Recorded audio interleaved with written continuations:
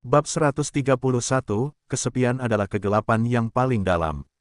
Penerjemah, Skyfaro Editor, Skyfaro. Hujan turun deras dari atas, dan kilat seperti ular menari-nari di langit secara acak. Ini berlangsung sepanjang malam. Fang Yuan berbaring di tempat tidurnya, mendengar teriakan para Master Gu di luar rumahnya dan suara langkah kaki mereka di tengah hujan. Dia menyipitkan matanya, gambaran kehidupan masa lalunya berkelebat di kepalanya lagi. Di kehidupan sebelumnya ketika gelombang serigala menyerang, dia masih seorang Master Gu tingkat 1, dan sebagai bagian dari kelompok pendukung, dia bersembunyi di dalam desa dan berhasil lolos dari nasib buruk. Namun kali ini, dia sudah menjadi tahap tengah tingkat 2, dan dia memiliki cacing minuman keras 4 rasa, yang saat ini sedang bergerak menuju tahap atas. Jadi, dia harus seperti Master Gu lainnya, melawan gelombang serigala di malam yang gelap seperti itu. Hujan turun deras di luar, dan mereka masih harus melawan sejumlah besar serigala petir dalam penglihatan yang buruk ini.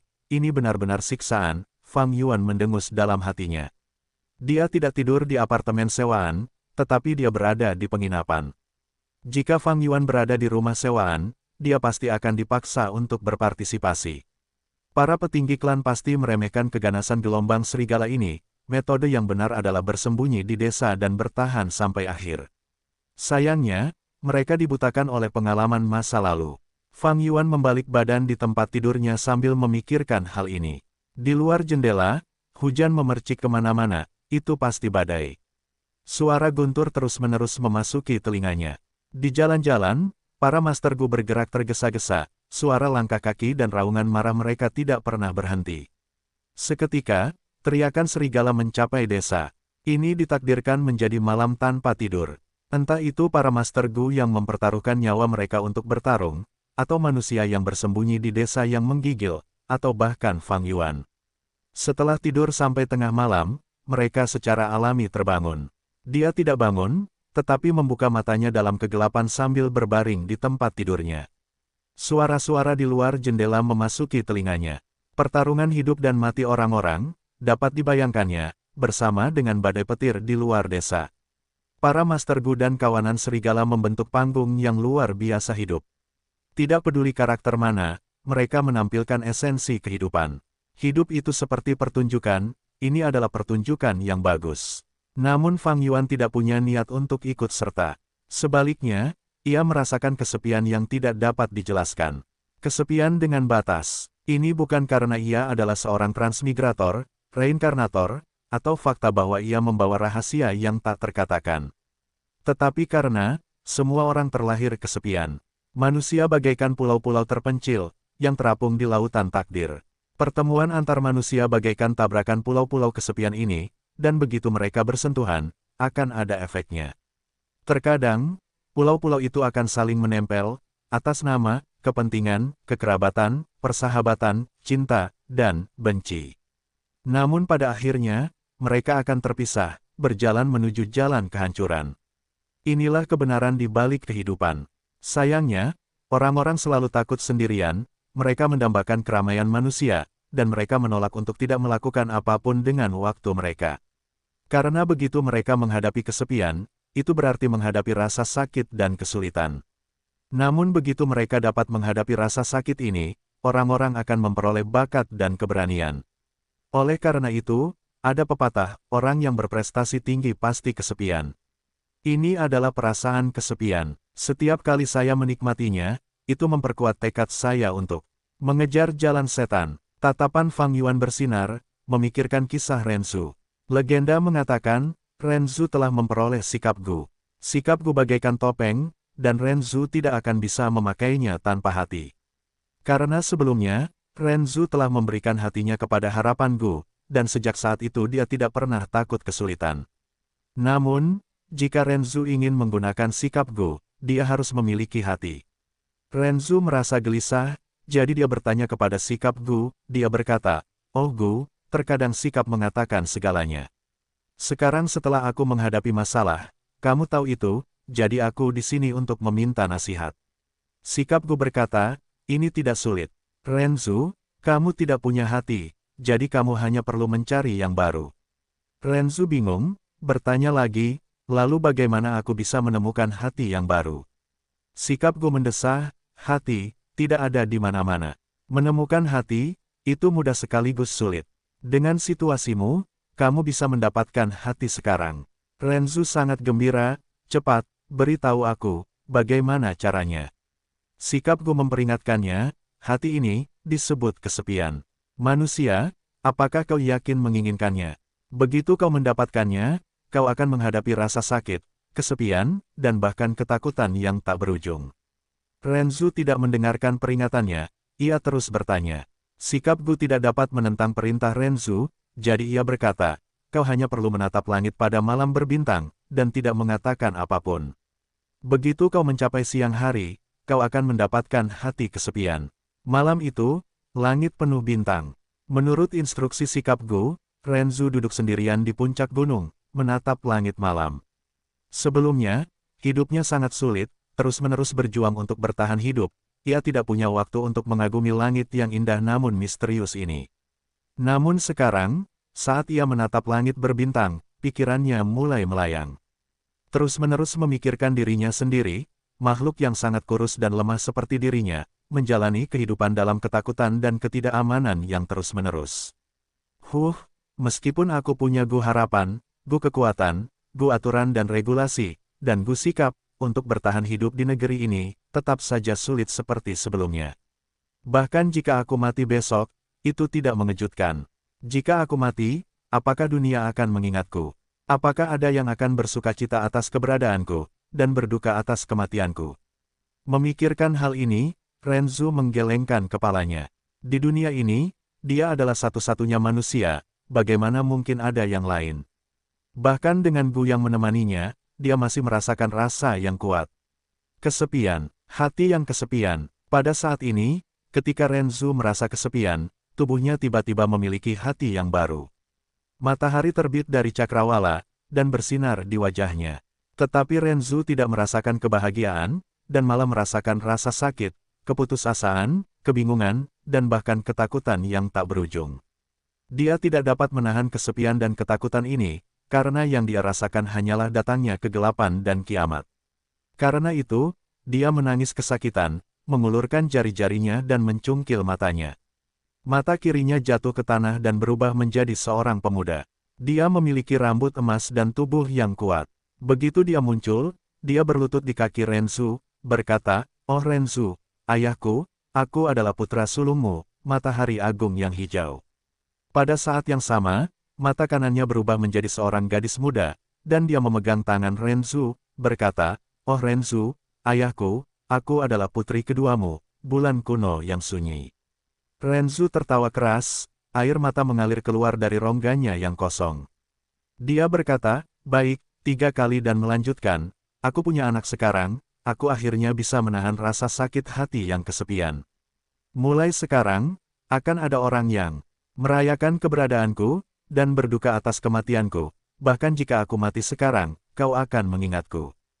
Hanya itu, akhirnya, dia mendesah, "Aku kehilangan kedua mataku, dan tidak bisa lagi melihat cahaya.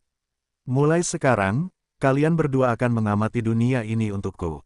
Hujan turun sepanjang malam, hanya saat fajar hujan berhenti. Fang Yuan meninggalkan penginapan. Di sepanjang jalan orang-orang yang lewat membawa ekspresi berat dan sedih. Malam ini, klan menderita kerugian besar. Sebenarnya, bagi 3 klan di Gunung King Mao, tak satu pun dari mereka yang lolos dari nasib ini, semuanya menderita kerugian besar. Fang Yuan dapat mengetahuinya dari melihat papan prestasi. Setelah 1 malam, papan prestasi pertempuran kehilangan 25 kelompok kecil, semuanya dikorbankan dalam gelombang serigala. Bahkan jika ada 1 atau 2 yang selamat, mereka terluka atau lumpuh. Kelompok Gu Yuepeng berada di antara ini. Selusin hari setelah ini, situasinya semakin memburuk dari hari ke hari. Pertama, serigala petir berani Raja 100 binatang buas telah muncul, dan kemudian segera setelah itu, laporan masuk bahwa ada serigala petir gila Raja 1000 binatang buas. Informasi seperti ini, menyebabkan Master Gu peringkat 2 yang bertarung menjadi takut. Jika mereka bertemu serigala petir yang ganas, mereka akan membutuhkan setidaknya 3 kelompok untuk bekerja sama menghadapinya. Ini belum termasuk kelompok serigala biasa bersama dengan serigala petir yang ganas. Ketiga klan harus mengirimkan tetua peringkat 3 mereka untuk menangani situasi tersebut. Dalam situasi ini, kehidupan sehari-hari para Master Gu menjadi sangat berbahaya dan panjang. Bahkan dengan Gu sisik siluman, Fang Yuan harus berhati-hati dan teliti. Bagaimanapun, dia mungkin akan menghadapi serigala petir kelas Raja Binatang Buas dengan Gu mata petir. Kabar baiknya adalah dia sebelumnya telah membayar harga untuk dapat menggunakan rumput telinga komunikasi bumi. Jangkauan Gu investigasi ini sangat luas, memungkinkannya untuk menghindari kawanan serigala berukuran besar. Akhirnya, cuaca menjadi lebih hangat karena bulan Juli telah berakhir. Meskipun situasinya tidak optimis, di bawah kerjasama ketiga klan, situasinya terkendali. Di suatu tempat di dekat lereng gunung, 3 Master Gu yang telah mengalami pertempuran sengit sedang menghadapi serigala petir pemberani yang baru saja tiba. Aura kematian sudah dekat. Sialan, esensi purba tidak cukup, jika aku punya 60%, tidak hanya 30%, kita tidak akan dikejar seperti ini. Pemimpin kelompok Xiongzan menatap serigala petir berani yang perlahan mendekat, seperti kucing mengejar tikus, dia memuntahkan seteguk air berdarah. Tebing gunung ada di depan, tidak ada jalan tersisa, apa yang harus kita lakukan? Seorang anggota kelompok bertanya dengan ekspresi pucat. Apa yang bisa kita lakukan? Kita hanya bisa berharap pada bala bantuan. Kudengar Tuan Bai Ningbing dari klanku telah keluar dari kultivasi pintu tertutupnya dan bergegas ke medan perang. 2 kelompok asli, baik dari klan Xiong maupun klan Bai, menghadapi gelombang serigala bersama-sama dan bekerja sama, tetapi sekarang hanya tersisa 3 orang. Daripada mengandalkan Bai Ningbing yang tidak dapat ditemukan dimanapun, aku lebih suka berjuang untuk mendapatkan kesempatan untuk bertahan hidup. Xiongzan menggertakkan giginya, alasan mengapa Raja Binatang Buas begitu berbahaya, adalah karena Gu di tubuhnya. Aku punya Gu penjara, ia dapat dengan paksa mencuri cacing Gu dari musuhku. Namun, ia perlu dipertahankan saat diaktifkan dan aku tidak bisa bergerak. Selama periode ini, kau harus melindungiku.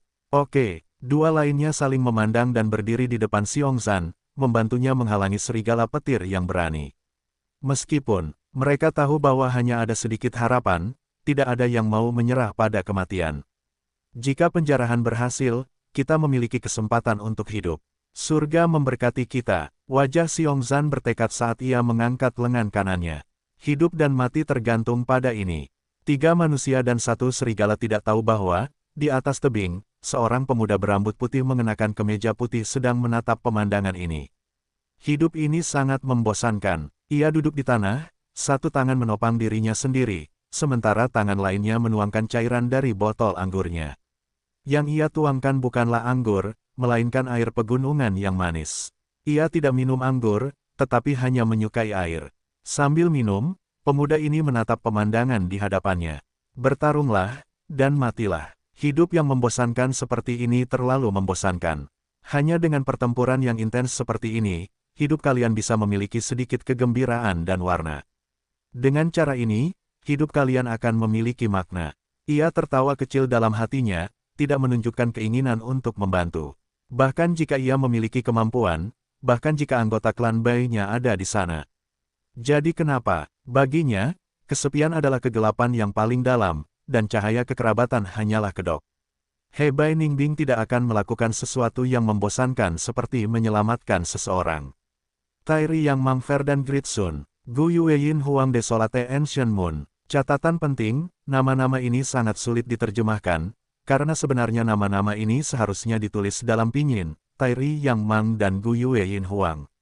Namun nama-nama ini relevan dengan masalah lain dalam alur cerita, jadi nama-nama ini harus diterjemahkan ke dalam bahasa Inggris, yang sangat sulit. Bagi Gu Yueyin Huang, Gu Yue di sini sama persis dengan klan Gu Yue bab 132, rumput harum 3 langkah. Penerjemah, Skyfarrow Editor, Skyfarrow. Di tebing, Bai Ningbing memperhatikan dengan penuh minat. Saat dia duduk di tebing, pertarungan hidup dan mati sedang berlangsung. Serigala petir yang berani itu bergerak, perlahan mendekat. 2 Master Gu menghalangi jalannya dengan ekspresi muram. Di belakang mereka, Xiongzan setengah berlutut di tanah, tangan kirinya mencengkeram pergelangan tangan kanannya berbentuk cakar, membidik serigala petir yang berani itu. Gu penjara. Tiba-tiba, dia berteriak keras, semua esensi purba di tubuhnya mengalir deras ke arah Gu penjara. Kekuatan cengkeraman yang tak terlihat meledak dari dalam. Tangan kanan Xiongzan mencengkeram udara, dan perasaan ilusi membuatnya merasa bahwa dia telah mencengkeram cacing Gu. Tetapi cacing Gu ini terus berjuang, bertarung dengannya. Kekuatan ini sangat besar, pusat gravitasinya sudah sangat rendah, tetapi dia masih merasakan kekuatan yang sangat kuat menyeretnya ke depan. Tingkat keberhasilan Plunder Gu sangat rendah, tetapi kali ini aku harus berhasil, kalau tidak kita akan hancur. Dia menggertakkan giginya, urat-urat di dahinya muncul saat ekspresinya berubah ganas, melawan dengan segenap kemampuannya. Xiongzan tidak punya cara lain. Kegagalan berarti kematian. Di bawah tekanan kematian, dia memasukkan semua esensi purba yang bisa dia kumpulkan ke dalam Plunder Gu. Dengan infus esensi purba, Plunder Gu yang berada di telapak tangan kanannya juga meningkatkan kekuatan hisapnya. Serigala petir yang berani itu merasakan sesuatu yang salah, dan mulai melolong, menyerang dengan panik. Kedua Gu Master hampir tidak bisa menghalanginya. Tepat ketika Xiongzan merasa bahwa penjarahannya akan berhasil, ekspresinya berubah. Sialan, esensi purba tidak cukup. Dia tiba-tiba memuntahkan seteguk darah, kondisi kesehatannya sedang dalam kondisi terburuk. Begitu penjarahan gagal, dia akan menghadapi serangan balasan. Ini adalah kelemahan Plunder Gu. Melolong. Tanpa batasan Gu Plunder, serigala petir yang berani itu membuka mulutnya, dan mulai melolong. Cacing Gu yang hidup di dalamnya menggunakan kemampuannya, dan membuat giginya bersinar dengan petir. Petir biru yang menakutkan dilepaskan dan akhirnya keluar dari mulutnya. Petir itu melesat melewati bagian tengah kedua Gu Master, mengincar Xiongzan yang setengah berlutut. Xiongzan bahkan tidak punya waktu untuk menangis sebelum dia tersambar petir, berubah menjadi sepotong daging hitam hangus yang dimasak, langsung mati. Lari. Dua Gu Master yang tersisa tidak lagi memiliki semangat juang saat mereka berlari ke dua arah. Serigala petir yang berani mengejar salah satu dari mereka, menerkamnya dan menggigit tenggorokannya. Gu Master Klan Bai terakhir dihalangi oleh serigala petir yang berani, dan hanya bisa mundur ke arah tebing. Ah, aku akan mati. Dengan punggungnya menempel di tebing, dia meraung putus asa, melampiaskan rasa takut di hatinya. Namun tiba-tiba suaranya terhenti, dia melihat Bai Ningbing di atas tebing. Tuan Bai Ningbing, Tuan Bai Ningbing, apakah itu benar-benar Anda? Dia tertegun tetapi kemudian mulai berteriak, sangat gembira. Ups, Anda menemukan saya. Bai Ningbing tertawa, dan mengangkat tangan kanannya. Jari telunjuk kanannya menunjuk ke bawah dan es langsung terbentuk, melesat ke bawah. Es itu mengenai Gu Master yang berteriak minta tolong, menembus tengkoraknya, sampai ke dagunya. Ah, wajahnya masih terpaku dengan kegembiraan yang intens setelah menemukan harapan, tetapi kemudian jatuh ke tanah dengan bunyi plop. Serigala petir yang berani itu terkejut oleh kejadian itu. Dia menatap Bai Ningbing, mulutnya terbuka. Di dalam, petir melilit giginya. Binatang bodoh. Bai Ningbing menatap kosong, melompat turun dengan ringan dari tebing setinggi 5 meter. Di udara, dia menepukkan kedua telapak tangannya, dan kabut es langsung terbentuk. Kemudian kedua telapak tangannya terbelah, dan bilah es muncul. Bilah es ini panjangnya sekitar 1,7 meter, seperti katana di bumi, dengan tubuh es yang transparan. Gagangnya dipegang oleh Bai Ningbing. Serigala petir yang berani menembakkan cahaya listrik dari bawah ke atas, dan Bai Ningbing tertawa sementara dua garis uap air putih keluar dari hidungnya. Uap air itu berputar-putar, membungkus tubuhnya menjadi lapisan penghalang air. Bola air itu terus berputar sendiri, dan kilat serigala petir yang berani itu menghilang setelah mengenai penghalang ini. Bola air itu meledak terbuka, dan pemuda berpakaian putih itu muncul dari dalam. Mati. Iris mata pemuda itu berubah dari hitam menjadi biru murni, seperti dua potong kristal biru, tanpa perasaan dan emosi. Cahaya bilah itu bersinar. Bai Ningbing mendarat dengan ringan, dan dari bilah es putihnya yang setengah transparan, setetes darah jatuh. Sementara itu, serigala petir yang gagah berani itu tetap diam seperti patung. Beberapa saat kemudian, darah segar mengalir dari lehernya saat kepala serigala besar itu jatuh ke tanah, berguling beberapa kali. Adapun tubuhnya, ia ambruk ke tanah. Gu arus petir yang berada di dalam tubuhnya melesat seperti kilat ke arah Bai Ningbing. Bai Ningbing menjentikkan pergelangan tangannya, dan cahaya melesat keluar dari bilah pedangnya. Gu arus petir, di bawah pedangnya, meledak menjadi bola arus petir biru yang menakutkan dengan keras, musnah seketika. Bai Ningbing perlahan berjalan menuju mayat Xiongsan. Cacing gu lainnya, semuanya biasa saja. Namun, gu penjara ini sedikit menarik. Dari mayat Xiongsan, ia mengeluarkan gu penjara dan menempelkannya di dekat dadanya. Meskipun ketiga klan memiliki kesepakatan, setelah seorang Master Gu meninggal, jika ada yang mendapatkan cacing gu yang telah kehilangan Master Gu-nya, mereka harus menyerahkannya. Namun, Bai Ningbing tidak peduli dengan aturan ini. Bahkan jika mereka mengetahuinya, lalu kenapa? Ia adalah simbol kebangkitan klan Bai, dan klan itu pasti akan melindunginya. Ia sangat yakin akan hal ini. Hanya saja, gelombang serigala ini benar-benar membosankan. Ia menggunakan tangannya untuk membelai bilah esnya, merasakan sensasi dingin yang intens. Kalau dipikir-pikir, lebih menyenangkan bersaing dengan seseorang. Ia menguap, tiba-tiba tersenyum, aku ingin tahu bagaimana keadaan King Su, Xiong Li, dan yang lainnya, seberapa besar mereka telah berkembang. Setelah berkultivasi secara tertutup begitu lama, mungkin mereka bisa memberiku kejutan, mungkin. Beberapa hari kemudian, di alun-alun yang dipenuhi orang, Fang Yuan menatap bendera raksasa. Di bendera itu, kata-kata dibentuk oleh Sui Mod Gu. Isinya adalah tentang sumber daya yang dipasok bersama oleh tiga klan. Sumber daya ini dikategorikan secara sangat luas, dari makanan yang digunakan untuk memberi makan cacing gu, beras dan bumbu untuk manusia, minyak dan kebutuhan hidup lainnya, hingga cacing gu sendiri dan batu purba. Namun di balik sumber daya ini, ada angka yang melekat padanya, yang sesuai dengan jumlah poin jasa yang dibutuhkan untuk menukarnya. Mata serigala bernilai 10 poin jasa, dan 5 poin jasa untuk sekantong beras 500 gram. Menggunakan 25 poin jasa dapat membuat seorang Master Gu menukarnya dengan satu batu purba. Tidak diragukan lagi, kedatangan gelombang serigala membawa peluang yang belum pernah terlihat sebelumnya selama masa damai. Papan jasa pertempuran dan papan sumber daya ini mendesak banyak Master Gu, membuat mereka rela mandi dalam darah hangat, memburu serigala petir siang dan malam. Terutama baru-baru ini, saat gelombang serigala meningkat, ketiga klan mengeluarkan simpanan yang mereka miliki dan memacu semangat tempur para Master Gu, juga meningkatkan kemampuan tempur mereka untuk membantu desa bertahan dari cobaan ini. Dengan demikian, papan sumber daya memiliki banyak hal yang tidak biasa terlihat. Seperti sekarang, perhatian Fang Yuan tertuju pada Gu ini.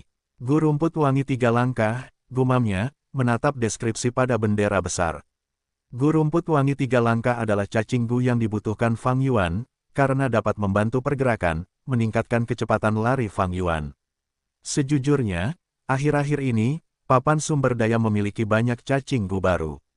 Namun, hanya gu rumput wangi 3 langkah inilah yang diinginkan Fang Yuan. Kecuali bahwa gu rumput ini tidak mudah didapatkan. Itu bukan hanya satu-satunya dari jenisnya di papan sumber daya, tetapi poin prestasi yang dibutuhkan untuk menukarnya juga sangat tinggi. Jika aku menggunakan kemampuan sejatiku, aku pasti bisa mengumpulkan cukup poin prestasi untuk ditukar dengan gu rumput wangi 3 langkah ini. Tetapi jika aku melakukannya, itu akan mengundang kecurigaan klan, dan itu tidak diinginkan. Fang Yuan berpikir dalam hati. Ada cara lain, dan itu adalah menghasilkan sejumlah besar daun vitalitas dan menjual gu peringkat 1 ini ke klan, menukarnya dengan poin prestasi. Tetapi metode ini lambat, pada saat aku mendapatkan cukup poin, seseorang mungkin sudah menukarnya. Fang Yuan menggelengkan kepalanya dalam hati, metode ini memiliki kekurangan yang akan menyebabkan kegagalan. Lalu apa yang harus dia lakukan? Dia menatap papan sumber daya dan papan prestasi, berpikir keras. Terhadap poin prestasi, dia memiliki pemahaman yang lebih jelas dan lebih dalam tentangnya dibandingkan dengan semua orang di sekitarnya. Poin prestasi pada dasarnya adalah semacam mata uang darurat. Selama masa damai, batu purba adalah media pertukaran yang umum. Mereka adalah mata uang keras dan memiliki nilai komersial yang tinggi, sehingga tidak akan pernah terdevaluasi. Namun dengan gelombang serigala, kebutuhan akan batu purba melonjak, dan tidak dapat lagi digunakan sebagai mata uang. Jadi, mata uang darurat dibutuhkan untuk mengambil alih. Dengan demikian, poin prestasi lahir. Dengan mata uang alternatif seperti poin prestasi, itu dapat mencegah ekonomi runtuh sementara. Seperti di bumi, ketika terjadi perang, pemerintah akan mencetak uang kertas dalam jumlah besar. Tentu saja, Itu menyebabkan inflasi dan kenaikan tingkat harga. Poin prestasi adalah sama, semakin berlarut-larut, semakin terdevaluasi. Namun selama situasi hidup dan mati desa, tanpa poin prestasi dan hanya menggunakan batu purba tidak berkelanjutan. Jadi, mereka hanya dapat memilih racun yang lebih kecil. Oleh karena itu setelah gelombang serigala, ekonomi selalu memiliki tanda-tanda depresi. Bentuk ekonomi yang kasar ini tidak layak disebut. Jika aku adalah peringkat 3, aku dapat dengan mudah bermain-main. Namun sayangnya, aku tidak memiliki cukup kekuatan, jadi aku tidak dapat menangani risikonya. Jika aku terus maju, itu sama saja dengan bermain api. Fang Yuan mendesah dalam hati. Intinya adalah bahwa kultivasinya tidak tinggi, dan kekuatannya tidak cukup. Tanpa kekuatan, hanya memiliki kebijaksanaan, itu tidak berguna. Jadi, dalam cerita Renzu memilih untuk berurusan dengan Gu kekuatan, memperoleh kekuatan dan melepaskan kebijaksanaan. Itu karena, kekuatan adalah fondasinya. Fang Yuan masih berpikir dalam-dalam ketika dia mendengar diskusi orang-orang di sekitarnya. Apakah kalian tahu, Bai Ningbing menyerang lagi? Apa, Gu Master yang malang kali ini? Xiong Li dari klan Xiong, yang tampak murung itu. Apa yang dilakukan Bai Ningbing ini? Terakhir kali, melukai Cisan, dan sekarang menyerang Xiong Li. Dengan datangnya gelombang serigala, dia masih saja bermain-main. Dia selalu melakukan apa yang dia inginkan, dia sudah menjadi Gu Master peringkat 3 dan masih saja menemukan masalah dengan Gu Master peringkat 2. Demi keadilan, dia bahkan menggunakan cacing Gu untuk menekan kultivasinya sendiri ke peringkat 2, dia benar-benar bosan dan sulit dimengerti. Bai Ningbing seseorang yang sudah setengah jalan menuju peti mati. Tapi itu mengingatkanku pada sesuatu. Fang Yuan setelah mendengar ini merasakan sesuatu di hatinya bergejolak. Dia tahu cara mendapatkan sejumlah besar poin prestasi dengan cepat. Bab 133, terima kasih telah membiarkanku membunuhmu. Penerjemah, Skyfaro Editor, Skyfaro.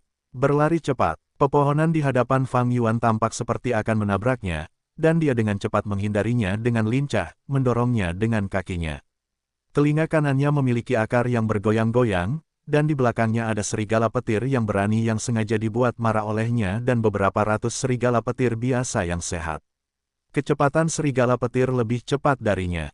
Terutama serigala petir yang berani, tubuhnya yang ramping tersentak-sentak di medan yang rumit, memiliki kecepatan yang sangat cepat. Melihat Fang Yuan yang akan menyusul, tiba-tiba, tubuhnya memiliki riak cahaya di sekelilingnya, dan dia menghilang. Serigala petir yang berani itu harus menghentikan langkahnya dan mengamati sekelilingnya dengan bingung. Fang Yuan berlari cepat ke tempat yang jauh, sebelum muncul kembali. Penglihatan serigala petir yang berani itu tajam, segera menemukannya.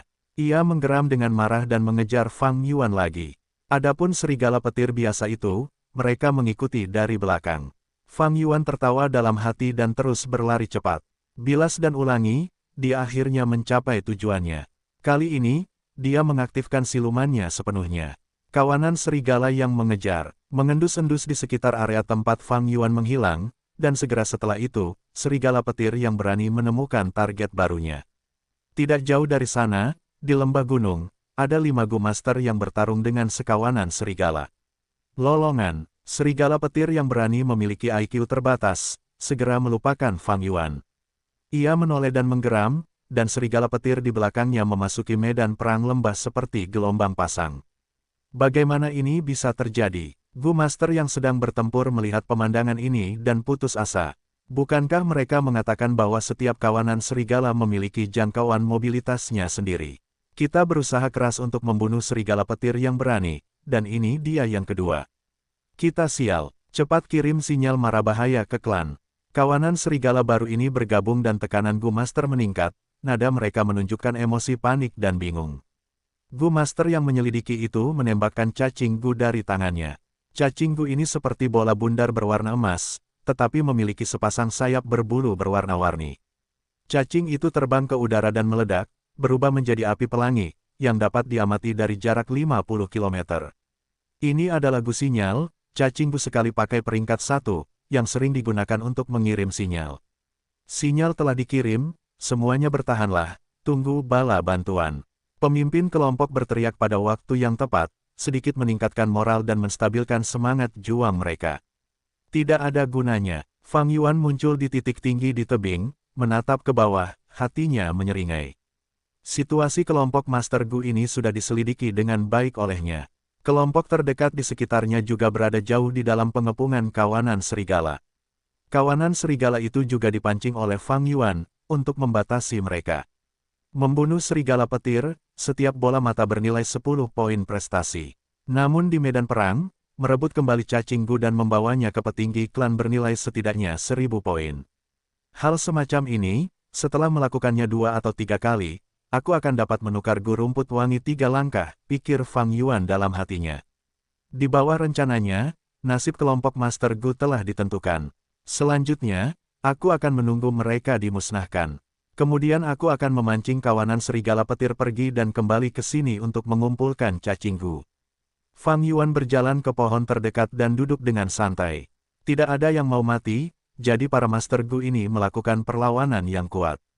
Fang Yuan tidak mengambil risiko untuk memikat serigala petir gila Raja 1000 binatang buas, tetapi malah memilih serigala petir yang berani, jadi ini memberi mereka kesempatan untuk berjuang lebih lama.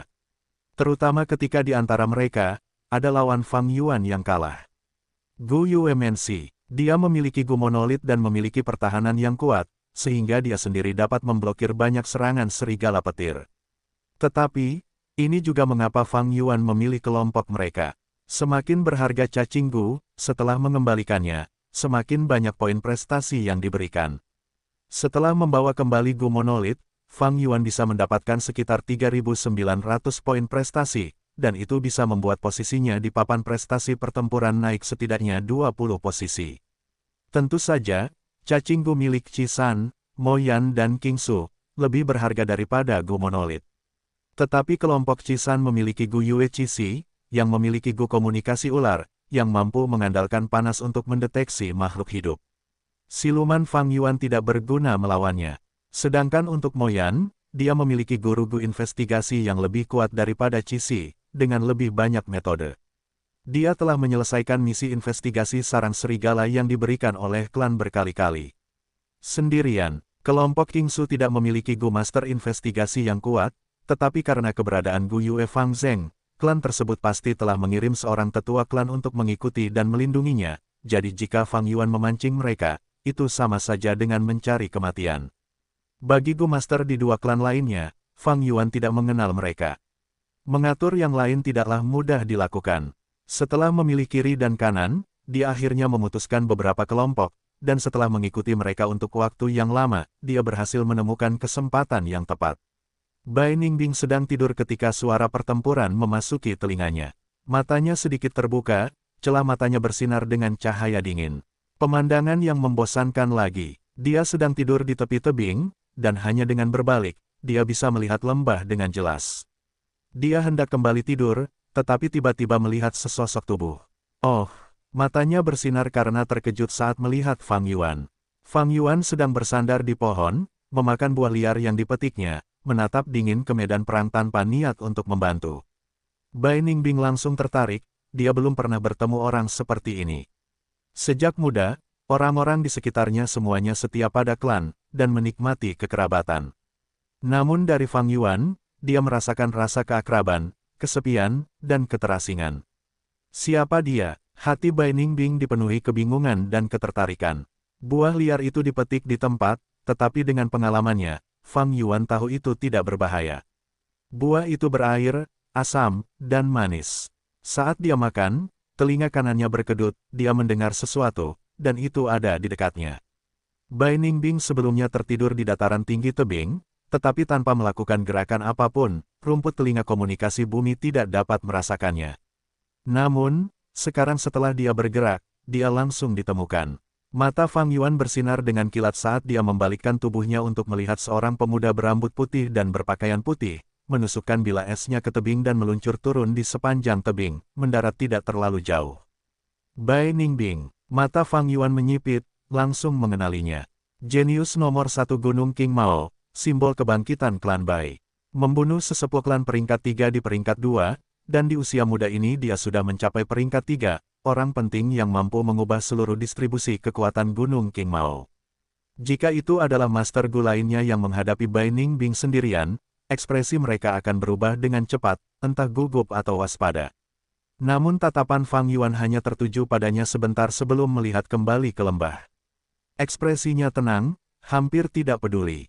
Ini karena Fang Yuan tahu semua tentang kartu truf dan rahasia Bai Ningbing. Sangat jelas. Oh, Bai Ningbing berjalan mendekat, menatap Fang Yuan dengan tatapan kosong. Mulutnya terbuka, menyeret kata-katanya. Dia menatap Fang Yuan dengan rasa ingin tahu seperti sedang melihat benda yang belum pernah dilihatnya sebelumnya. Dia semakin dekat dan dekat. Semakin dia menatap Fang Yuan, semakin matanya bersinar, dan semakin besar minat yang dia miliki di hatinya. Pada orang ini, mengapa aku merasakan bau yang familiar? Rasanya seperti aku pernah melihatnya sebelumnya. Seperti dulu, kita sudah berteman, perasaan ini. Hati Bai Ningbing bergejolak. Teman, kata ini, dia selalu skeptis, membenci, dan bahkan merasa jijik terhadapnya. Dia tidak pernah menyangka akan punya teman. Orang-orang biasa di sekitarnya, mereka hanya punya hak untuk mengaguminya, mereka tidak punya hak untuk menjadi temannya. Bai Ningbing selalu berpikir, dia tidak akan pernah punya teman seumur hidupnya. Tapi sekarang, dia tiba-tiba punya perasaan ini. Ini adalah perasaan mistis. Tapi dia sangat yakin akan hal itu. Ketika dia melihat Fang Yuan, rasanya seperti dia sedang melihat dirinya sendiri. Bai Ningbing sedikit terlalu dekat, dan Fang Yuan berbalik, menatapnya dengan jelas dengan iris matanya yang gelap. Tanpa alasan, Bai Ningbing mengerti arti tatapannya. Itu adalah peringatan. Dia menghentikan langkahnya, sedikit tertegun, dengan sangat tidak sopan menatap Fang Yuan sambil berkata, kamu benar-benar menarik. Jika Master Gu klan Bai yang mengenalnya mendengar ini, mereka akan menjadi gila. Itu karena, sejak lahir, Bai Ningbing tidak pernah memuji seseorang seperti ini. Fang Yuan mengabaikannya, menggigit buah liarnya dan menatap pertarungan sengit di lembah itu. Bai Ningbing berputar di sekitar Fang Yuan, mengamatinya dengan saksama. Seolah-olah dia sedang melihat makanan paling aneh di dunia. Dia melihat dari setiap sudut, bahkan berjongkok di tanah dan menatapnya dari lantai. Rambut putihnya yang halus dan bersih seperti kristal, langsung tergeletak di tanah berlumpur, tetapi dia tidak peduli. Jubah putihnya terseret di tanah dan dia juga tidak menghiraukannya. Saat ini, dia seperti anak kecil yang polos, melihat teman bermainnya, dengan rasa ingin tahu menatap Fang Yuan dengan ekspresi rindu, berkali-kali ingin berbicara tetapi tidak bisa. Bai Ningbing merasa bahwa dia memiliki banyak hal untuk dikatakan kepada Fang Yuan, tetapi ketika dia hendak berbicara, dia merasa tidak perlu lagi, karena dia merasa Fang Yuan mengerti. Setelah terdiam beberapa saat, dia bertanya, pertempuran di lembah sama sekali tidak menarik, apa yang bisa dilihat? Di tengah cerita, alisnya terangkat, menunjukkan ekspresi kesadaran, begitu. Kamu memancing kawanan serigala ini, kamu ingin membunuh para Master Gu ini. Tetapi mengapa kamu tidak melakukannya sendiri? Oh, takut meninggalkan bukti. Kamu terlalu waspada, dari auramu, kamu sudah memiliki kultivasi peringkat 2. Jika aku jadi kamu, aku akan melakukannya sendiri. Tiba-tiba, dia terkekeh seperti dia telah melihat mainan paling menyenangkan di dunia ini saat masih kecil. Alisnya bergerak cepat, kamu benar-benar menarik, bahkan hal-hal yang kamu lakukan menarik. Hehehe. Aku mulai menyukaimu. Fang Yuan menarik kembali pandangannya, berbalik dan menatap Bai Ningbing. Dia mengenal orang ini. Itu karena orang ini juga iblis alami. Apa itu iblis? Meninggalkan adat istiadat duniawi, memperlakukan orang-orang di dunia ini dengan acuh tak acuh. Diliputi oleh kesepian, dan membenci hubungan. Orang ini seperti bayangan Fang Yuan, kecuali Fang Yuan lebih dalam di jalan setapak, dan Bai Ningbing lebih murni. Dengan kata sederhana, mereka adalah jiwa yang sama. Dalam ingatan kehidupan sebelumnya, setelah 3 klan nyaris selamat dari gelombang serigala, pria ini membunuh 3 klan dan menyebabkan gunung King Mao yang hijau berkilau berubah menjadi gunung es neraka. Bai Ningbing, Fang Yuan mendesah dalam hatinya, berkata perlahan, kau sangat kesepian, ya. Mata Bai Ningbing melebar, berjongkok di lantai, mengangguk terus-menerus, berempati dan mendesah, ya, akhir-akhir ini, hidup sangat membosankan. Beberapa waktu lalu, aku membunuh seorang Master Gu klan Xiong dan itu agak menyenangkan. Mendapatkan Gu ini, lihat. Fang Yuan menatap Gu penjara di tangannya, mulai tertawa, jadi, kau ingin membunuhku. Mata Bai Ningbing berubah dari hitam menjadi warna kristal biru saat dia melompat dan menegakkan tubuhnya. Hahaha, dia mengangkat kepalanya dan tertawa 3 kali, menatap Fang Yuan dengan ekspresi gembira, kau tahu. Benar, aku ingin membunuhmu, datanglah dan bunuh aku juga. Pertarungan hidup dan mati adalah yang paling menyenangkan, bertemu seseorang semenarik dirimu, aku bersumpah aku belum pernah melakukan hal semenarik ini. Dia menjadi semakin bersemangat saat dia tiba-tiba membuka kedua lengannya, melengkungkan kepalanya dan mendesah, aku bisa merasakan bahwa hidupku tidak pernah begitu berwarna. Terima kasih, meskipun aku tidak tahu namamu, terima kasih telah membiarkanku membunuhmu. Hehehe, bab 134, Memburu. Penerjemah, Skyfaro Editor, Skyfaro. Jangan khawatir, kau hanya seorang pangkat 2, aku tidak akan merendahkan diriku dan memanfaatkanmu. Aku akan membatasi kultivasiku pada pangkat yang sama demi dirimu, jadi, ayo, mari kita bertarung dengan adil. Bai Ningbing tertawa terbahak-bahak. Menghadapi Bai Ningbing yang gila, Fang Yuan dengan mudah mempertahankan ekspresi lesu. Dia menghadapi tatapan tajam itu dengan cara yang sama, menanggapi dengan dingin. Ingin membunuhku, ayo, tidak ada yang tersisa untuk dikatakan. Fang Yuan mengambil langkah pertama, tubuhnya melayang seperti kelopak yang jatuh. Tawa Bai Ningbing tiba-tiba berhenti saat ini, suaranya dengan mudah ternoda oleh kesedihan. Jangan lari dariku. Dia langsung berlari mengejar, melibatkan Fang Yuan dalam pengejaran tanpa henti. Fang Yuan mengejek tuan yang acak-acakan itu tanpa suara, berlari menuju lembah gunung. Terganggu oleh 2 orang yang menerobos masuk ke medan perang bagian dalam lembah, kawanan serigala itu bereaksi dengan marah, tanpa membuang waktu menyerang Fang Yuan dan Bai Ningbing. Para Master Gu yang telah dipaksa masuk ke lembah dan kehilangan 1 orang memperhatikan pemandangan itu, keempat yang tersisa memperlihatkan ekspresi lega ketika mereka melihat para serigala menjadi terganggu. Bertahanlah, teman-teman, bala bantuan sudah datang. Salah satu bahkan berteriak keras, terang-terangan mencoba untuk menyemangati para serigala melawan para pendatang baru. Mengapa hanya ada 2? Yang lain bertanya, tidak mengerti ketika mereka melihat sosok Fang Yuan dan Bai Ningbing yang teredam. Namun saat mereka semakin dekat, wajah Gu Yuemensi berubah aneh karena menyadari. Itu dia, mustahil baginya untuk tidak mengingat Fang Yuan, bersama dengan perasaan takut yang tajam bercampur malu, pria inilah yang telah mengalahkan dan mempermalukannya di depan umum. Mata yang dingin dan tanpa ampun itu, menggali mimpi buruk terdalam di hatinya. Dia tidak akan pernah melupakan kejadian mengerikan itu dan pria jahat yang menyertai ingatan itu. Dia pernah bersumpah pada dirinya sendiri bahwa dia akan bangkit dan mendapatkan kembali harga dirinya. Namun sekarang, berhadapan dengan Fang Yuan yang ada di sini untuk menyelamatkannya, Gu Yuemensi merasa sangat rumit secara internal. Tunggu, orang kedua adalah. Mereka semua dapat mengenali Bai Ningbing, dan menunjukkan tanda-tanda keterkejutan kolektif atas kemunculannya.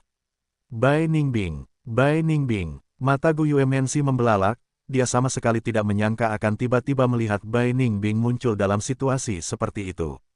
Bajingan, berhenti di sana. Di belakangnya, Bai Ningbing terus berteriak dengan keras. Namun, Fang Yuan tidak memperhatikan, dan menyeberang di antara kawanan serigala. Tubuhnya bersinar dengan cahaya giok putih, melindunginya dari gigitan dan cakaran serigala petir yang ganas. Namun karena setiap serangan mengenai sasaran, esensi purba lubangnya pun menurun dengan cepat. Tidak jauh dari sana, hidung Bai Ningbing melebar dan menyemburkan uap air, membentuk perisai bundar dari uap air yang terkondensasi, menyelimuti tubuhnya. Namun, saat setiap serigala petir yang banyak itu mengenai perisai yang tampak seperti air ini, semua gaya kinetik yang terkumpul oleh serangan mereka terpencar begitu saja oleh aliran air, dan mereka dengan cepat terlempar bersama riak-riak air yang menggema. Secara logika, performa Bai Ningbing sekarang tidak begitu mengesankan. Dia sudah berada di peringkat 3, meskipun menurutnya, dia tampaknya telah menekan kultivasinya sendiri, hanya menggunakan kekuatan peringkat 2 untuk menghadapi Fang Yuan. Bahkan dengan kekuatan peringkat 2, kecepatan Bai Ningbing sedikit lebih cepat daripada Fang Yuan, dan dia memiliki lebih banyak esensi purba, tetapi dengan gangguan dari kawanan serigala, jaraknya dengan Fang Yuan mulai meningkat. Faktor penentu yang krusial adalah perbedaan kekuatan fisik di antara keduanya. Fang Yuan memiliki kekuatan dua babi hutan, sementara kekuatan Bai Ningbing sedikit lebih rendah. Fang Yuan juga dapat menahan serangan kawanan serigala dan terus bergerak maju. Perisai air Bai Ningbing, meskipun mampu mengurangi beberapa serangan, tidak dapat membuka jalan baginya, tidak seperti Fang Yuan. Melolong, salah satu serigala petir yang sangat berani mulai memperhatikan dan tertarik pada Fang Yuan dan Bai Ningbing. Ia melolong, memerintahkan serigala petir biasa di sekitarnya untuk memberi jalan, membuka jalan untuknya dalam sekejap. Serigala petir itu tidak membuang waktu dan merentangkan anggota tubuhnya, menyerbu ke arah Fang Yuan. Melihat pemandangan ini, keempat Gu Master yang terjebak semuanya menunjukkan ekspresi khawatir. Adapun Bai Ningbing, yang masih berada di belakang Fang Yuan, setelah melihat perkembangan baru ini, tertawa terbahak-bahak. Namun saat berikutnya, tubuh Fang Yuan menghilang tepat di depan mata Bai Ningbing, lenyap dari pandangannya seperti riak air yang cepat berlalu. Tawanya tiba-tiba terputus saat melihatnya, Gu Master lainnya di lembah itu juga terdiam. Serigala petir yang berani itu melolong marah setelah kehilangan jejak Fang Yuan, tetapi tidak mengurangi kecepatannya saat menyerang Bai Ningbing untuk melampiaskan amarahnya padanya.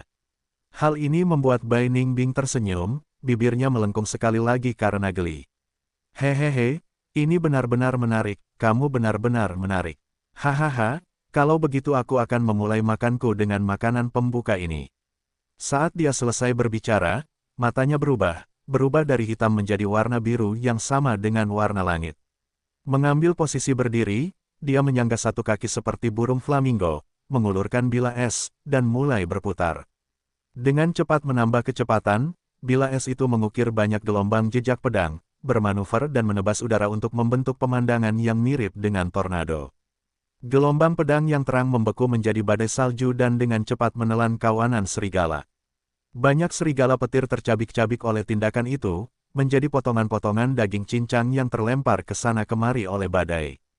Namun, tidak banyak darah yang berceceran di sekitarnya, karena hampir semuanya telah dibekukan dengan cepat oleh badai salju yang dingin. Serigala petir yang berani itu melolong, menunjukkan keganasannya terhadap badai. Cacing Gu di tubuhnya mulai bekerja juga, menyebabkan percikan listrik kemasan berkedip-kedip di seluruh bulunya yang kasar. Rambut di tubuhnya berdiri tegak, listrik kemasan mengalir seperti rantai, melingkari tubuh dan anggota tubuhnya. Secara keseluruhan, itu membentuk apa yang tampak seperti rantai besi sederhana. Keempat kakinya berlari cepat dan melesat seperti bintang jatuh kemasan, menyerbu badai bilah es. Bam! Sebuah ledakan menggelegar terdengar di seluruh lembah saat badai bilah es berhenti. Pecahan bilah es beterbangan di udara dan dengan suara desiran, menusuk batu gunung di atas. Kabut putih menyebar di sekitar area tersebut. Serigala petir yang berani itu tergeletak di tanah yang terbuka, jantungnya tertusuk oleh bilah es. Serangan yang mematikan seperti itu mengakhiri hidupnya hampir seketika. Bai Ningbing tertawa, saat dia menarik kembali bilah es di tangannya, bersorak atas kemenangannya. Bilah es itu sendiri patah dari tengah ke bawah, bilah yang berhasil bertahan penuh dengan retakan, tampaknya dalam keadaan menyedihkan dalam genggamannya. Namun Bai Ningbing tidak peduli saat dia mengulurkan tangan kirinya dan menyeka bilah itu. Kabut es dari sebelumnya terpancar dari tangan kirinya saat disentuh, menyebar ke seluruh bilah mulai dari gagangnya sebelum menutupinya sepenuhnya. Kemanapun ia menjangkau, bilah es itu beregenerasi, ujungnya diasah sekali lagi. Segera ujung baru tumbuh sepenuhnya menggantikan ujung yang patah. Kematian serigala petir yang berani telah membubarkan kawanan serigala, tetapi Fang Yuan tidak terlihat dimanapun. Kami pasti akan mengingat tindakan Tuan Bai Ningbong yang menyelamatkan kami. Beberapa Master Gu yang selamat maju dan dengan penuh rasa terima kasih memberi penghormatan kepada Bai Ningbing. Hanya Gu Yuemensi yang tetap di tempat, ekspresinya tidak pasti. Saat itu, dia kalah dari Bai Ningbing, dan sangat marah, tetapi dimaafkan oleh Bai Ningbing. Sekarang, meskipun dia telah berhasil menyempurnakan Gu Monolith, setelah melihat Bai Ningbing lagi, dia tidak memiliki kepercayaan diri untuk menantangnya lagi. Bai Ningbing mendengus. Tiba-tiba lengannya bergerak, dan bilah es itu menggambar beberapa jejak berkilau di udara. Ini, ketiga Master Gu itu terkejut, tidak menyangka penyelamat mereka beberapa saat yang lalu akan menyerang.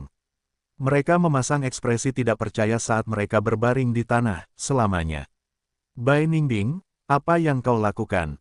Gu Yuemensi berteriak, terkejut dan marah atas pembunuhan yang tiba-tiba itu.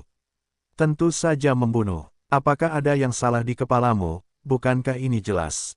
Bai Ningbing mengangkat bahu dan tertawa dingin. Bajingan terkutuk. Gu Yumensi mengepalkan tinjunya erat-erat karena marah sementara dia menggertakkan giginya dan memarahi master lainnya. 3 klan kita telah membentuk aliansi, namun kau menyerang anggota klan Gu Yue kita, ini adalah pelanggaran perjanjian aliansi kita. Jika kau punya masalah, datanglah padaku, aku di sini. Lupakan saja, sudah waktunya kita menyelesaikan dendam kita dari dulu. Mengatakan demikian, Gu Yumensi berteriak dan mengambil beberapa langkah, menyerbu ke arah Bai Ningbing. Dia mengaktifkan monolit Gu dengan seluruh kekuatannya, dan semua otot di tubuhnya membesar sementara kulit batu tebal terbentuk. Seluruh penampilannya telah berubah menjadi manusia batu. Mencari kematian, Bai Ningbing tertawa dingin, mengangkat bilahnya. Bilah es yang tajam itu turun tanpa henti, pertama-tama menebas kepala Gu Yumensi, bergerak turun melewati alisnya sebelum mengiris hidung, bibir, dan tenggorokannya. Bilah itu dengan cepat berhenti setelah membelah Master Gu itu hingga melewati dadanya dalam sekejap. Pecahan-pecahan batu beterbangan saat bilah es itu mengenai perut, dan bilahnya patah. Namun, kabut es telah membekukan semua sisa kekuatan hidup yang tersisa di tubuh Mensi. Plop, dia jatuh ke tanah dengan cipratan, semati mungkin. Kulit batu di tubuhnya perlahan menghilang, memperlihatkan wujud aslinya. Terlihat familiar, Bai Ningbing menggoyangkan pergelangan tangan yang terluka karena getaran batu, dia hampir melupakan kejadian di mana dia menyelamatkan Mensi. Dia menggelengkan kepalanya, berbalik dan menghadap lembah yang luas untuk berteriak. Keluarlah, para Master Gu yang kau ingin mati, aku sudah melakukannya untukmu. Ayo, ayo, mari kita bertarung hidup dan mati. Tepat saat kata-kata Bai Ningbing selesai, Fang Yuan muncul tidak jauh dari sana. Tatapan pemuda berambut putih itu menjadi bersemangat, saat dia mengangkat bilah esnya, menebas ke arah Fang Yuan. Fang Yuan tertawa tanpa suara atas tindakan itu, berbalik dan pergi. Bai Ningbing berteriak dengan marah bahwa dia masih melarikan diri, sekali lagi mengejar Fang Yuan tanpa henti. Dalam perjalanan, Fang Yuan memikat Bai Ningbing ke medan perang yang paling dekat, di mana kelompok Xiongli sedang bertarung melawan kelompok serigala lain yang dipimpin oleh serigala petir yang berani. Kawanan ini jelas-jelas dipancing oleh Fang Yuan juga. Semua orang berusaha lebih keras, kawanan serigala sudah mencapai batasnya. Arah tenggara mengirimkan sinyal bahaya, sudah lama tidak bertemu, mereka butuh bantuan kita. Xiongli mendesak kelompoknya, tetapi di tengah jalan, dia tidak bisa lagi berbicara ketika dia melihat Fang Yuan, dan Bai Ningbing terus-menerus di belakangnya. Sejak Fang Yuan menyerah, Xiongli tidak lagi peduli padanya. Karena itu, tatapannya dengan cepat beralih dari Fang Yuan ke Bai Ningbing. Bai Ningbing, mata Xiongli menyemburkan api saat melihat pemuda berpakaian putih dan berambut putih itu, hatinya tak terkendali tumbuh dengan amarah. Belum lama ini, Bai Ningbing muncul di depannya dan menyerang tanpa sepatah kata pun. Kejadian itu masih segar dalam ingatannya. Dan telah dengan sengaja menekan kultivasinya ke peringkat 2. Xiongli lengah, dan kalah dalam pertempuran. Kehormatan pribadinya, dan kemuliaan klan, semuanya diinjak-injak oleh Bai Ningbing dengan kejam. Baginya, ini adalah aib besar, bagaimana mungkin dia tidak marah. Tunggu, Bai Ningbing tampaknya mengejar Fang Yuan. Xiongli tiba-tiba menyadarinya. Tubuhnya pendek, kepalanya yang bulat dan botak bersinar terang. Xiongli seusia dengan Fang Yuan, tetapi memiliki bakat tingkat B, dia adalah bakat nomor 1 di antara Master Gu baru klan Xiong seusianya. Dia juga seorang kultivator tingkat 2 sekarang, dan setelah mendapatkan beberapa pengalaman, telah tumbuh dewasa. Xiongli menahan keinginan untuk menyerang. Fang Yuan berasal dari klan Gu Yue, bukan dari klan Xiongnya. Meskipun ada aliansi 3 klan, mereka masih belum dekat. Karena ini adalah pertarungan orang luar, lebih baik jika seseorang tidak terlibat. Kelompok Xiongli hendak menonton di pinggir lapangan, tetapi bagaimana mungkin Fang Yuan tidak menduganya. Satu kalimat darinya mengubah perspektif mereka dalam sekejap. Fang Yuan dengan cepat mendekati kelompok Xiongli, berteriak dengan suara ketakutan. Aku melihat Gu penjara padanya, lindungi aku. Bai Ningbing mencoba melenyapkan semua saksi. Bab 135, Jiwa Es Gelap Utara, 10 Bakat Ekstrim. Penerjemah, Sky Pharaoh Editor, Sky Pharaoh. Apa? Xiong Lin tercengang. Gu penjara. Hanya ada satu orang yang memiliki cacing gu ini di Gunung King Mao dan itu adalah sepupuku Xiong San. Wajah Xiong Jiang berubah muram. Xiong Li memejamkan matanya, cahaya ganas berkedip-kedip di matanya. Orang lain mungkin takut pada Bai Ningbing dan bahkan dia takut, tetapi ketakutan ini tidak mewakili kelemahan dan kepengecutannya.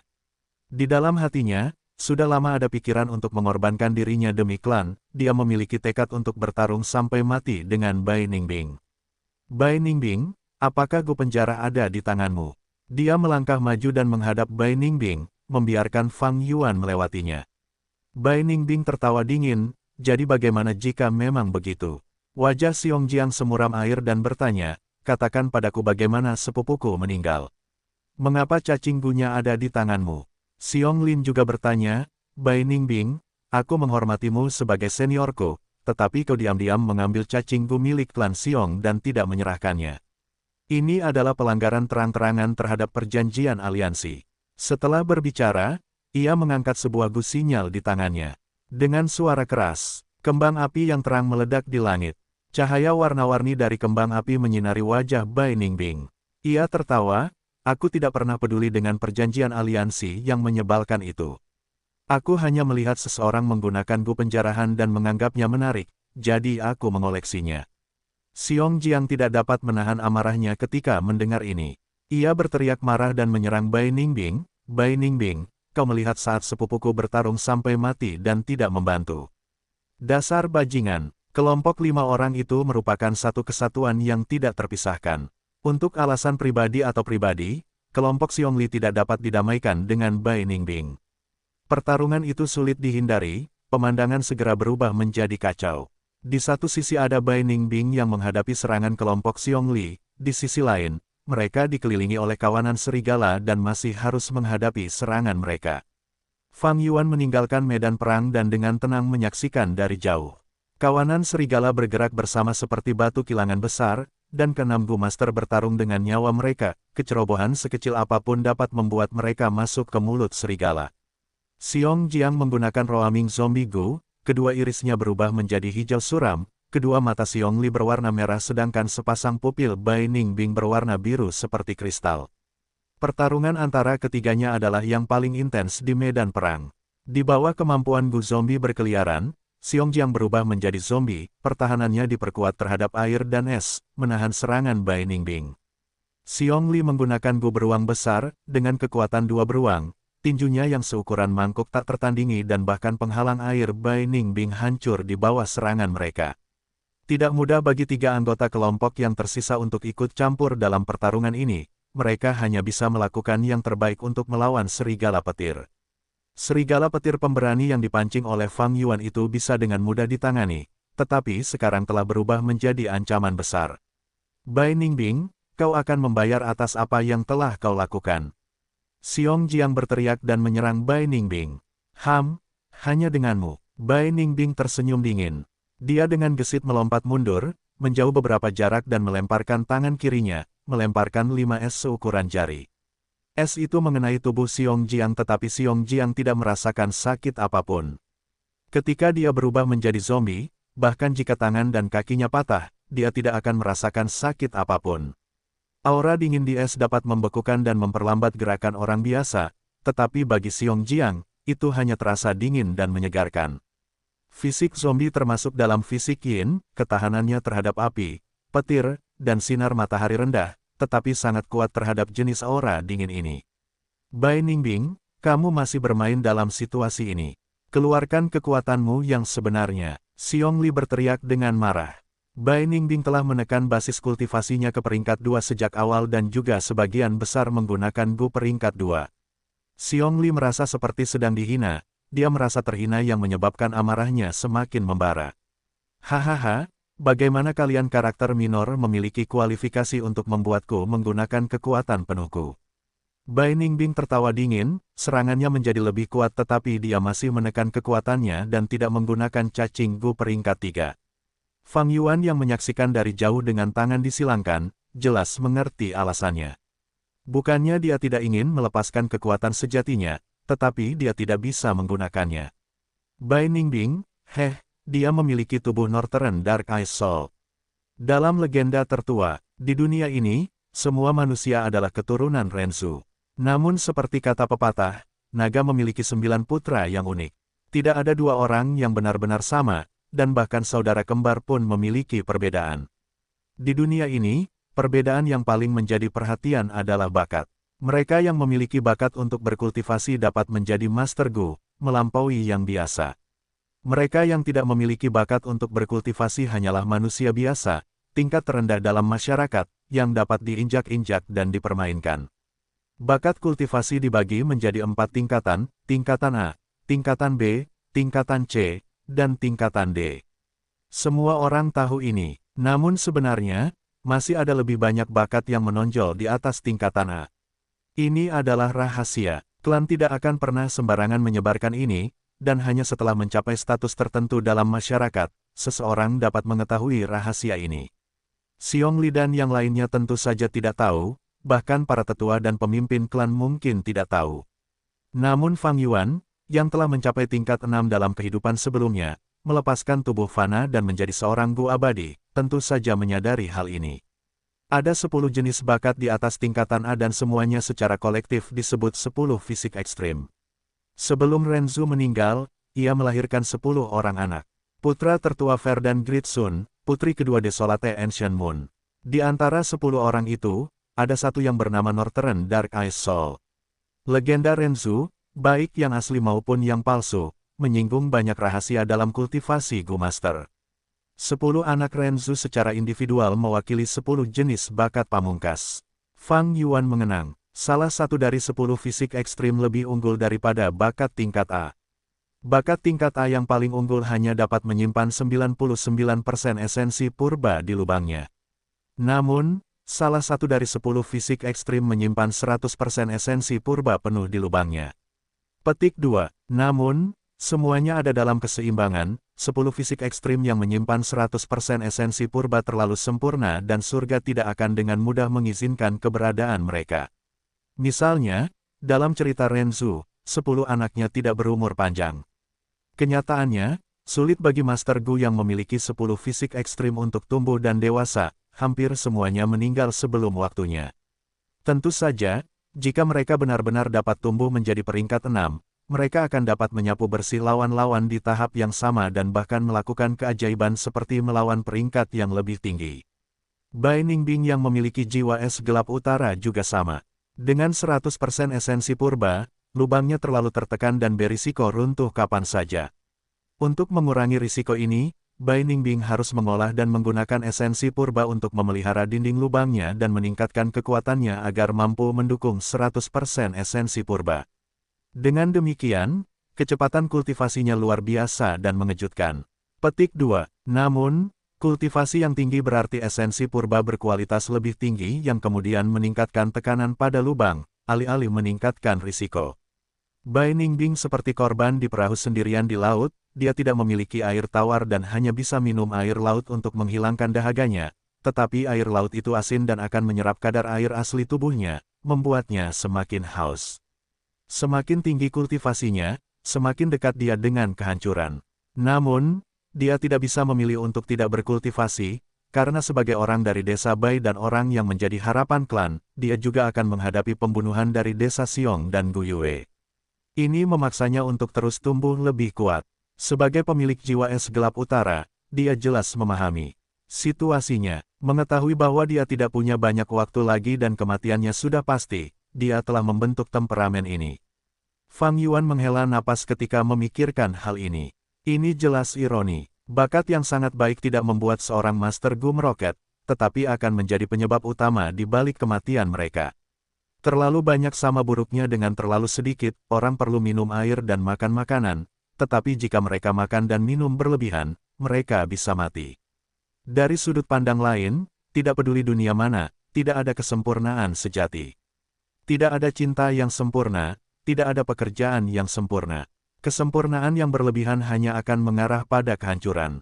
Dalam kehidupan Fang Yuan sebelumnya, 3 tahun setelah gelombang serigala, kultivasi Bai Ningbing pasti mencapai alam peringkat 4.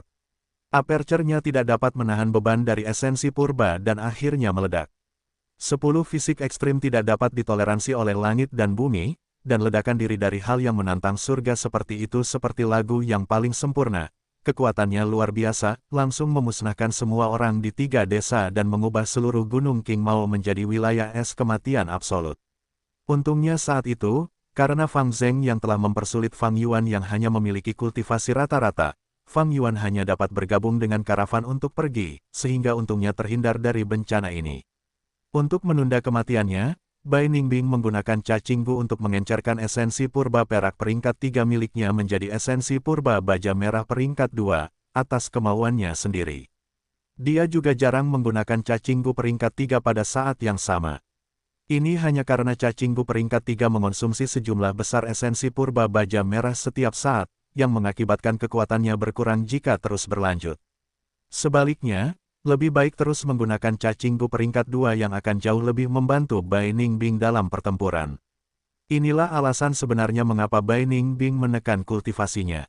Jika tidak, memiliki kekuatan tetapi memilih untuk mengikat tangan dan kaki sendiri, mendarat dalam kondisi berbahaya, adalah sesuatu yang hanya akan dilakukan oleh orang bodoh yang tidak punya otak. Bai Ningbing cerdas dan pintar, dia telah menerima pelatihan dan pendidikan yang hebat, jadi bagaimana dia bisa melakukan hal bodoh seperti itu? Hanya saja, temperamen seperti itu di usianya yang masih muda memang tidak biasa. Tetapi sebagai seseorang yang akan mati, mengapa dia memiliki keraguan dalam perilakunya? Ketidakpedulian dan keberanian seperti itu mencegahnya berasimilasi ke dalam sistem, dan menumbuhkan hati yang jahat dalam dirinya. Kalau tidak, dengan lingkungan hidupnya, harapan yang tak terhitung jumlahnya, pelatihan yang hebat, memegang kehormatan, melawan musuh, masa depan yang cerah, dia pasti sudah berasimilasi ke dalam sistem organisasi dan menumbuhkan temperamen seorang pemimpin. Bai Ningbing sebenarnya adalah anak yang menyedihkan, dan Fang Yuan tidak ingin berurusan dengannya sebelumnya. Tetapi karena dia ingin membunuh Fang Yuan juga tidak keberatan memanfaatkannya terlebih dahulu sebelum menyingkirkan kemalangan ini lebih awal. Pertempuran masih berlangsung. Sementara itu, situasinya telah berubah. Serigala petir yang berani dibunuh oleh Bai Ningbing dan kawanan serigala telah melarikan diri karena kalah. Gu Master penyembuh kelompok Xiong Li jatuh di bawah pedang Bai Ningbing tetapi dia telah membayar harga yang mahal untuk ini. Lengan kanannya dipukul dengan kejam oleh Xiong Li dan tampaknya telah patah karena tergantung lemas selama pertempuran. Namun, semua ini tidak dapat menghalanginya untuk menang. Xiong Li adalah elit teratas di antara Gu Master peringkat 2, kekuatannya setara dengan King Su dan Chisan. Xiong Jian adalah ahli pertahanan yang baru naik daun. Xiong Lin adalah pendatang baru yang jenius dan sekarang memiliki kekuatan tempur peringkat 2. Ada juga Gu Master lainnya, tetapi bahkan setelah menggabungkan kekuatan mereka, keempatnya masih ditekan oleh Bai Ningbing. Orang harus tahu Bai Ningbing telah bertempur sebelumnya yang telah menghabiskan banyak esensi purba baja merahnya. Dia juga membunuh Bolt Lightning Wolf dan Gu Master penyembuh, yang mengakibatkan lengan kanannya kehilangan kemampuan untuk bergerak. Dia hanya bisa berhenti menggunakan bilah esnya dengan tangan kanannya yang biasa dan beralih ke tangan kirinya. Dengan melakukan ini, dia harus berhenti menggunakan esnya untuk sementara waktu, kekuatan ofensifnya hampir berkurang setengahnya. Dia masih berada di posisi yang lebih unggul dalam situasi seperti itu dan dominasinya bahkan menjadi lebih solid. Bagaimanapun, itu adalah fisik Northern Dark Ice Soul. Meskipun dia menggunakan cacinggu untuk mengencerkan esensi purbanya dan menyegel keunggulan sejati dari fisik Northern Dark Ice Soul, kecepatan pemulihan esensi purba masih dipertahankan. Keunggulannya akan terus meningkat semakin lama pertempuran berlangsung. Fang Yuan melihat situasi itu dan mendesah dalam hati. Kekuatan tempurku saat ini tidak cukup untuk mengalahkannya. Fang Yuan dengan tenang mengakui hal ini. Fang Yuan hanya memiliki bakat tingkat C dengan 44% esensi purba. Bahkan kekuatan gabungan dari bakat tingkat B Xiong Li, Xiong Lin dan Xiong Jiang ditekan oleh Bai Ningbing. Jelas bahwa jika Fang Yuan menghadapi Bai Ningbing sendirian, situasinya hanya akan menjadi lebih sulit daripada Xiong Li dan yang lainnya. Namun, tidak bisa mengalahkanmu bukan berarti aku tidak bisa membunuhmu. Fang Yuan tersenyum dingin. Ini adalah kebijaksanaan yang terkumpul dari pengalaman 500 tahun. Meskipun mereka memiliki refleksi yang sama, dibandingkan dengan iblis berusia berabad-abad ini, Bai Ningbing hanyalah iblis kecil yang dipaksa masuk ke dalamnya oleh takdirnya yang kejam.